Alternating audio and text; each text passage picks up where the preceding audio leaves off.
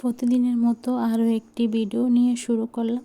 আজকের ভিডিওটা বাহিরের দৃশ্য দিয়ে শুরু করেছি, মানে বেডরুম থেকে জানলা দিয়ে আমি বাহিরের দিকে ক্যামেরা করে নিচ্ছিলাম। প্রথমে দেখলাম একটা পাখি ছিল দেয়ালে, পরে কিন্তু পাখিটা সরে গিয়েছে, বেশিক্ষণ ছিল না, মানে ক্যামেরা করতে পারি না, তার জন্য বললাম।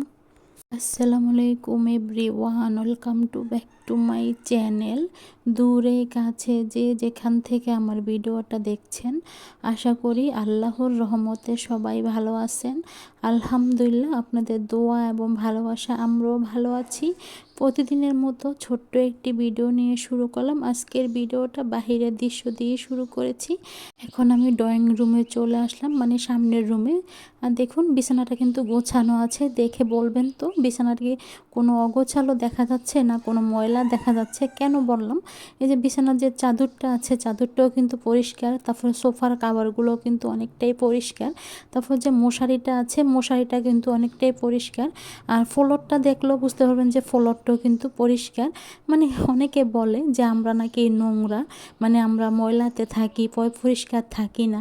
এখন তো বললো তো আমি কোনো কাজ করতে পারবো না, তারপরও মানুষ যে কি করে এইসব কথা বলে আমাকে, আমি নিজেও বুঝি না। এরকম না যে আমার বাসায় এসে কোনো কাজ করে দেয়, আর এমন না যে আমাকে একদিন এসে বাসায় রান্না করে খাওয়ায়, যে তোমার কি খেতে মন চায় আমি তোমাকে রান্না করে খাওয়াই, এরকমও না। মানে মাঝখান থেকে দেখা গেছে কি একদিন আসে, এসে নানান কথা বলে, নোংরা, অপরিষ্কার, কীভাবে থাকো এত নোংরার ভিতরে, মানে ফার্নিচারে ধুলো জমে গিয়েছে, এখন তো বললো পরিষ্কার করতে পারবো না।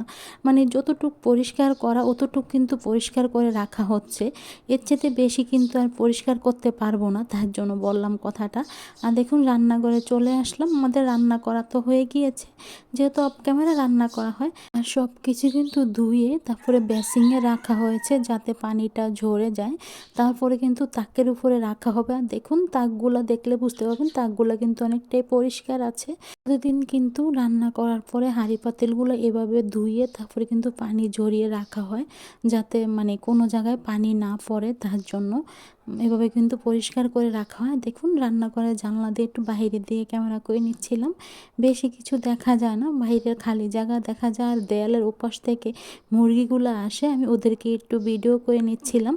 একসাথে অনেকগুলো মুরগি দেখতে অনেকটাই ভালো লাগে, কারণ দেয়ালের ওপাশ থেকে মুরগিগুলো আসে, আমার কাছে না দেখতে অনেক ভালো লাগে, তার জন্য আমি একটু ভিডিও করে নিচ্ছিলাম। বেশি কিছু তো আর আমি আপনাদের সাথে শেয়ার করতে পারি না, যতটুকু পারি অতটুকুই ভিডিওর মাধ্যমে শেয়ার করে নিচ্ছিলাম আমি।